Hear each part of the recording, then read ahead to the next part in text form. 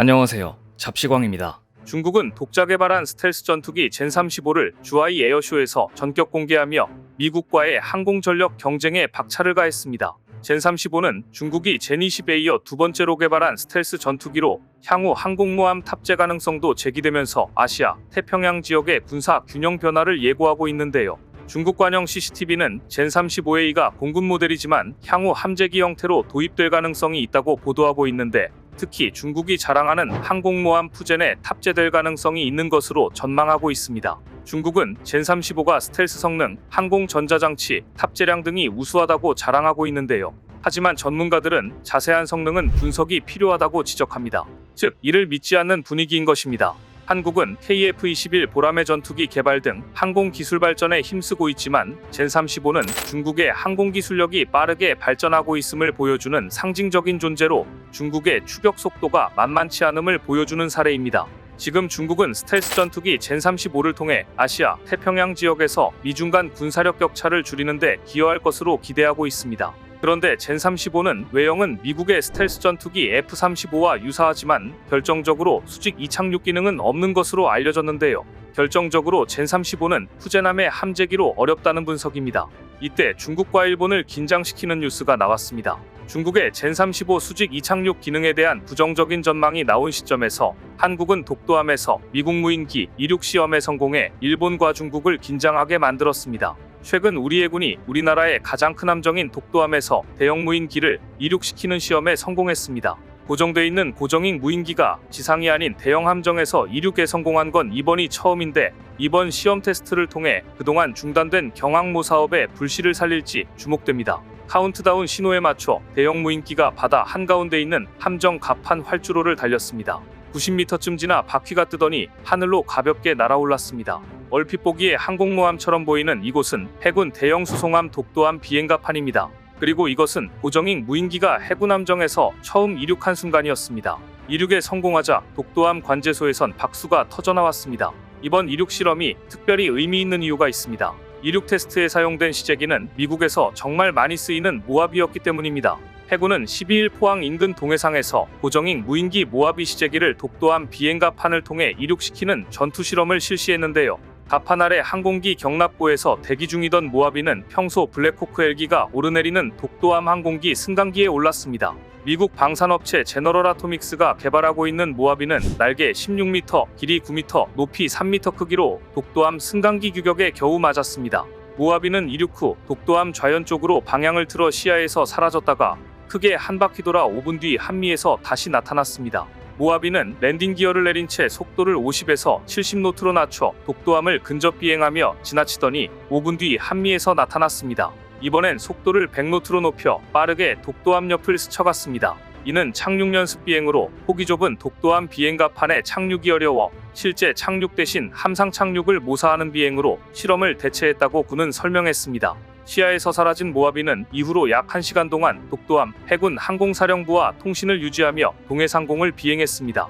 이후 통제권이 독도함에서 해군 항공사령부로 전환되고 약 60km 떨어진 포항 해군 항공사령부 활주로에 안전하게 착륙했습니다. 이번 이륙 시험 성공은 세계에서 두 번째로 모하비의 함정 이륙 시험 성공이었습니다. 모하비는 안전을 위해 실제 착륙은 하지 않았지만 비행고도와 속도, 함정과의 거리 등을 평가한 결과 착륙도 합격점을 받았습니다. 이번 테스트에서 상당한 의미가 있는 부분은 독도함의 갑판 길이가 199m라는 점입니다. 이보다 더 큰 경항모에서는 완전 무장한 무인기도 문제없이 이착륙할 수 있는 능력을 우리 해군이 갖추었다고 유추할 수 있습니다. 이것은 사실상 사업이 중단됐던 경항모 프로젝트가 무인기 무장 항모로 재검토되는 이유입니다. 제주 남방 공해상에서는 올해 두 번째로 한미일 다영역 훈련 프리덤 에지가 시작됐는데요. 미 조지 워싱턴 항모가 동원된 가운데 5세대 전투기가 참가하는 공중훈련과 미사일 방어, 대잠, 사이버 훈련 등이 사흘 동안 진행됩니다. 전투 실험에 사용된 모하비 시제기는 기존 정찰, 공격형 무인기 그레이 이글을 단거리 이착륙기 방식으로 개발 중인 것인데요. 이 시제기는 지난해 11월 영국 항공모함에서 이착함 실험에 성공한 바 있습니다. 해군은 이번 전투 실험 결과 분석을 토대로 무인 항공전력 조기 확보와 운용 방안을 모색할 계획입니다. 관할 지역이 넓은 해군 특성상 무인기가 함정에서 즉각 출동하면 지상 출발과 비교해 작전 반응 시간을 획기적으로 줄일 수 있습니다. 해군은 무인기 임무를 수상 표적식별 탐지부터 잠수함 탐색용 음파 분석 장치 운용, 공격 임무까지 단계적으로 확대할 계획입니다. 이번 전투 실험은 중장기적으로 해군이 추진하는 경항 공모함 등 차세대 대형 함정의 무인기 최적화 설계를 준비하는 차원으로도 해석되고 있는데요. 한국은 앞으로 고정익 무인기 운용에 최적화된 함정 형상과 소요 기술을 도출하고 이를 발전시켜 AI 기반 무인 전투 체계 중심의 첨단 과학기술군 건설에 매진할 예정입니다. 독도함의 갑판 길이가 199m이기 때문에 이보다 더 큰 경항모에서는 완전 무장한 무인기도 문제없이 이착륙할 수 있을 것으로 예상돼 우리 해군의 작전 반경이 상당히 늘어날 전망입니다. 비슷한 시기 중국의 세 번째 항공모함인 푸젠함이 이번 주 5차 시험 항해에 나선 것으로 알려졌는데요. 푸젠함은 지난 5월 1차 해상시험을 실시한 이후 지난 9월까지 총 4차례에 걸쳐 해상시험을 진행한 이후 2달 가까이 항구에 정박해 있었습니다. 그런데 중국 상하이의 사국은 지난 18일 양쯔강하구에서 대형 선박의 심수항 노출구를 통제한다고 발표했습니다. 이는 푸젠함의 시험항해 때문으로 추정됩니다. 이번 시험항해에는 최근 주하이 에어쇼에서 공개된 함재기 젠15T 탑재 훈련도 이뤄질 것으로 보이는데요. 젠15T는 캐터펄트 사출이 가능합니다. 하지만 그로부터 일주일 가까이 지난 시점까지 아무런 발표가 없는 것으로 보아 중국이 원하는 시험 결과를 얻어내지는 못한 것으로 보입니다. 2022년 6월 진수된 배수량 8만여 톤의 푸젠함은 중국이 자체 설계 건조한 첫 사출형 항공모함입니다. 1호 항모 랴오닝함과 2호 항모 산둥함의 스키점프 대함재기 이륙 방식이 아닌 전자기 캐터펄트 방식을 채택한 것이 가장 큰 특징인데요. 산둥함은 첫 해상시험부터 취역까지 1년 7개월이 걸렸지만 푸젠함은 해상시험이 비교적 빠르게 진행돼 내년 말 이전에 정식 취역할 것으로 관측됩니다. 하지만 전문가들은 푸젠함의 성능이 중국의 홍보와 다를 것이라고 전망합니다. 중국이 워낙 자국 방산 무기에 대해 뻥튀기를 하니까 말입니다.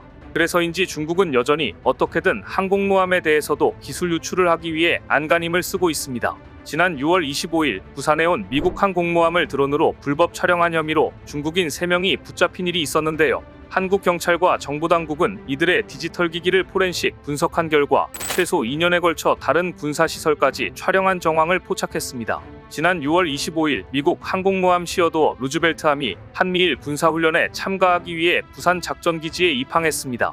그런데 이날 중국인 유학생 3명이 인근 야산에서 해당 행사장을 5분 정도 드론으로 촬영하다 경찰에 적발됐습니다. 당시 경찰 조사에서 이들은 단순한 호기심에 촬영을 했다고 진술했지만 이들의 휴대전화와 노트북 등 개인 전자기기를 포렌식해 분석한 결과를 보니 충격적이었습니다. 최소 2년 전부터 해당 군사기지를 비롯해 인근 군사시설 등을 촬영한 정황이 포착되었기 때문입니다. 경찰과 정보당국은 촬영이 호기심에서 비롯된 우발적 행위가 아니라 사전에 기획됐을 가능성이 있다고 판단하고 수사를 진행 중인데요. 외국인이 한국 군사시설 등을 무단 촬영하는 건 군사기지 및 군사시설보호법 위반입니다. 30대에서 40대인 중국 유학생들은 현재 부산 소재 한 국립대에서 유학생 신분으로 석박사 과정을 밟고 있는 걸로 알려졌습니다. 뿐만 아니라 얼마 전 국내에서 해외 배송업체 직원으로 일하는 40대 중국인 남성이 국가정보원 청사를 드론으로 촬영하다 적발, 경찰 조사를 받고 있는데요. 곳곳에 간첩을 두고 한국의 비밀정보, 군사정보를 빼내려는 중국의 노력, 언제까지 계속될지 안쓰럽습니다. 북한이 우크라이나 전선에 파병한 대가로 러시아로부터 핵 추진 잠수함 건조 기술을 이전받을 것이라고 미국 인도태평양 사령관이 전망해 파문이 일고 있습니다. 에드미럴 사무엘 파파로 인도태평양 사령관은 지난 19일 브루킹스 연구소 대담에 나와 북한과 러시아의 관계는 위험하고 거래적이다. 북한에게 돌아오는 대가는 잠수함 추진 기술일 것으로 예상한다. 북한과 러시아는 이미 위험한 상황에 복잡성을 더하고 있다. 두 나라가 상대방이 필요로 하는 것을 제공함으로써 상황을 더 위험하게 만들고 동맹국에 더 많은 위험을 전가하고 있다고 밝혔습니다. 군사 전문가들은 북한이 러시아에 대규모 병력까지 파견하면서 대륙간 탄도미사일 대기권 재진입, 핵 추진 잠수함 건조, 군사정찰 위성 발사 등에 필요한 첨단 기술 등을 반대급부로 요구할 것으로 관측하고 있습니다. 결국 북한이 자국군을 파병 보낸 대가는 잠수함 기술 때문이었습니다. 잠수함 생산 기술은 이처럼 어려운 영역입니다. 그런데 이런 귀중한 잠수함 생산 기술을 날로 훔쳐먹은 국가가 있으니 바로 대만입니다. 지난 4월 대만이 자체 개발한 잠수함인 하이쿠남이 곧 해상시험을 진행할 예정인 것으로 전해졌습니다. 당시 대만 중앙통신은 하이쿠남의 계류 실험이 끝나고 이어 해상시험을 시작할 예정이라고 보도했습니다. 대만 정부는 중국의 해군력 강화에 대응해 비대칭 전력인 잠수함 개발에 주력해왔는데 자체 개발한 하이쿠남은 지난해 9월 28일 진수했습니다. 대만 IDS 잠수함은 대만 자체 설계를 바탕으로 미국, 영국, 호주, 한국, 인도, 스페인 등의 기술과 부품, 인력 지원을 받은 것으로 알려졌는데요. 대만 국방부장은 국회에서 하이쿠남이 2025년께 실전 배치될 수 있다고 언급한 바 있습니다. 그런데 대만이 이처럼 불과 5년 만에 잠수함 자체 생산이 가능하다고 발표한 것은 충격적이게도 한국의 기술을 가져갔기 때문에 가능했습니다. 2017년께 대만이 자국산 잠수함을 건조하기 위한 기술 이전과 협력 사업을 공개 타진한 시점에 대다수 국가는 참여를 주저했습니다. 중국의 보복이 두려워서였습니다. 잠수함 기술을 보유한 나라는 한국을 포함해 전 세계 10곳 안팎에 불과합니다. 하이쿤 잠수함 설계도 초안을 미국과 영국으로부터 받은 대만은 현장 건조에 참여할 전문 인력을 확보하는 데 애를 먹었습니다. 이때 대우조선해양 퇴직자 및 해군 연관 출신 잠수함 전문가로 구성된 국내 기업 A사가 컨설턴트로 사업에 참여했습니다. 방산하청업체 B사 등 여러 곳이 대만 사업에 동참한 것으로 전해졌습니다. 대만 사업에 참여한 한 기술자는 대만 정부 관계자에게 귀화 제안까지 받았다고 증언했습니다. A사는 2020년부터 최근까지 국내 기술자를 현지에 공급하는 역할을 했는데요. 왕성하게 활동하던 시기는 대우조선이 경영난을 겪고 새 주인을 찾던 시점과 맞물립니다. 하지만 안타깝게도 당시 산업은행 관리하에 있던 상황이어서 정부 차원의 인력 및 기술 유출에 대한 점검 조치는 없었다고 합니다. 대만 정부는 현 시점에도 잠수함 사업과 관련해 한국이 기술을 빼오지 않았다고 주장합니다. 하지만 현지에서 일한 복수의 국내 기술자는 대만에서 일할 때 기술 이전 요구를 광범위하게 받았다고 말했습니다. 이를 제대로 하지 못하면 계약을 해지하고 중도에 한국으로 돌려보낸 사례도 적지 않았습니다. 방산업계에선 A사 엔지니어의 합류로 제작된 하이쿤은 재래식 잠수함으로 최신식 잠수함과 거리가 있는 것으로 보고 있는데요. 현지에서도 깡통 잠수함 논란이 일었습니다. 하지만 대만이 비대칭 전력의 핵심인 잠수함을 자체 건조하는 능력을 확보해 후속함 개발 노하우를 쌓았다는 게 방산 전문가들의 설명입니다. 대만 정부는 11조 원 규모의 차기 잠수함 건조 사업에서 한국 업체와 기술자를 배제한 것으로 알려졌는데요. 특수선업계 관계자는 건조 경험이 없던 대만이 시행착오를 줄이고 단 5년여 만에 개발에 성공한 것은 한국 기술자와 노하우 덕분이라고 주장했습니다. 구체적으로 A사 등은 옛 대우조선해양의 특수선사업부 퇴직 직원들과 하청업체 직원 약 10명을 정부 승인 없이 현지에 파견해 대만 잠수함 건조를 도운 것으로 알려졌습니다. 방산 전문가들은 K방산 인력과 노하우가 고스란히 넘어간 게 대만이 단 5년 만에 잠수함 자체 생산에 성공한 핵심 요인이라고 지적합니다. 더구나 A사 등의 기술자 상당수는 장보고함 등 사업에 참여한 고급 인력이었습니다. 1호 잠수함을 완성한 대만 정부는 2038년까지 약 11조 원을 투입해 2호부터 8호를 건조할 계획인데요. 1호 건조에 참여한 한국 업체와 계약을 해지한 점으로 미뤄볼 때 기술 노하우를 대부분 전수받은 것으로 파악됩니다. 한편 대만에 파견된 방산 인력 중 일부는 기술 유출 혐의로 국내에서 재판받고 있습니다. 구조조정으로 관리가 부실한 상황에서 잠수함 인력과 기술의 동시 유출은 정말 뼈아픈 대목입니다. 그런데 사실 대만의 잠수함 기술 유출 시도는 매우 오래된 일입니다. 지난 4월 대우조선해양이 개발한 잠수함의 설계 도면이 대만에 유출된 사건을 수사해온 경찰이 한 명을 송치했습니다. 전직 대우조선해양 직원 한 명의 혐의가 인정돼 송치됐고 한 명은 불송치됐는데요. A씨 등은 대우조선해양 재직 당시 잠수함 설계 도면을 빼돌린 뒤 잠수함 개발 컨설팅 회사인 B사로 이직했는데 이직 직후 대만 측에 도면을 넘긴 것으로 파악됐습니다. 그리고 이 도면은 대만 정부 첫 자체 잠수함인 하이쿤 개발에 사용된 것으로 알려졌습니다. B사는 지난해 하이쿤 잠수함 생산 과정에 사용되는 부품 등을 무단으로 해외에 반출한 혐의로 재판 중입니다. 그런데 대만의 기술 탈취가 얼마나 심했으면 대만 의원이 한국에 조용히 제보까지 했을 정도였습니다. 2022년 1월 대만 제1야당인 국민당의 마원진 의원이 주타이베이 한국 대표부를 찾았습니다. 그의 손에는 이동식 저장 장치가 들려 있었는데 조사 결과 USB에는 한국이 개발한 잠수함 유수분리 장치와 리튬이온 배터리 고정 장치, 도면 2건 등이 담겨 있었습니다. 컨설팅 업체의 직원들이 빼돌린 기밀 정보였습니다. 당시 외교가를 떠들썩하게 했던 한국 잠수함 기술 유출 사건은 그렇게 시작됐습니다. 지금까지 방위산업이 갖는 기밀성과 특수성 때문에 기술 정보에 접근 가능한 내부자 소행이 대부분이었는데 최근 퇴직자를 이용하거나 기술력을 가진 회사를 통째로 사들이는 등의 신종 수법이 심심찮게 발견되고 있는데요.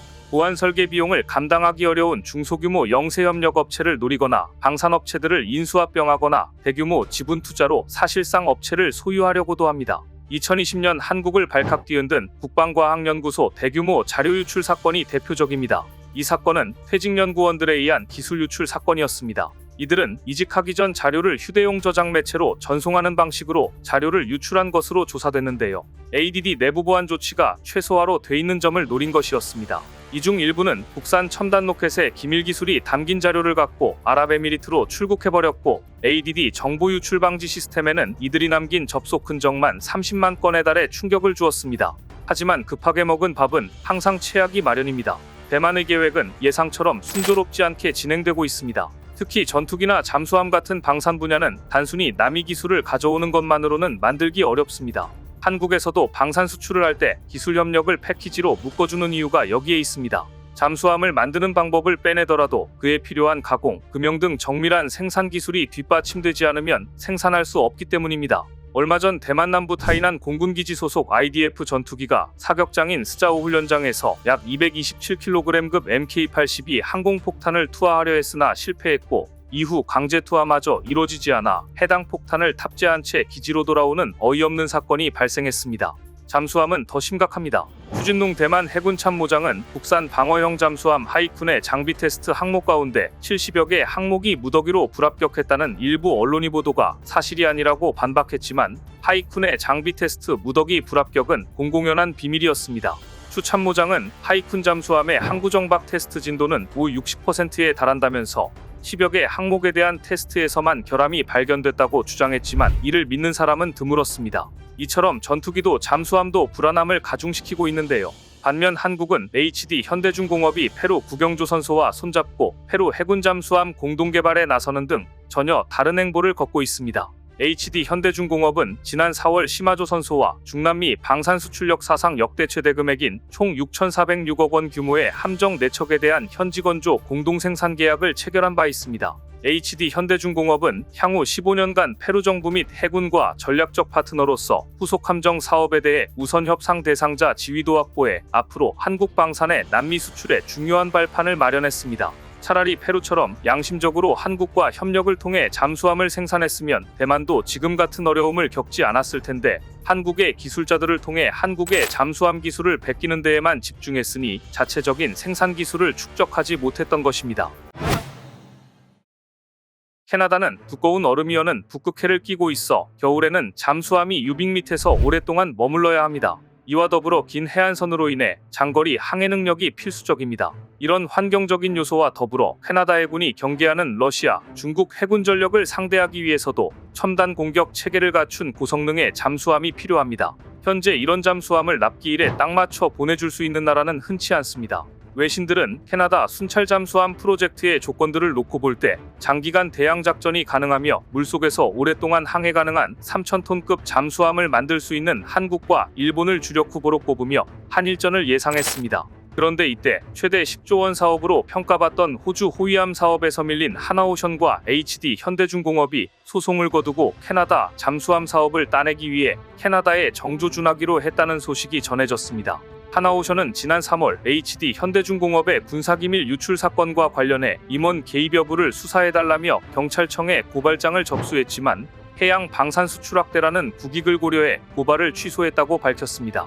하나오션과 HD 현대중공업은 7조 8천억 원 규모 KDDX 수주를 두고 경쟁하며 소송전을 벌였습니다.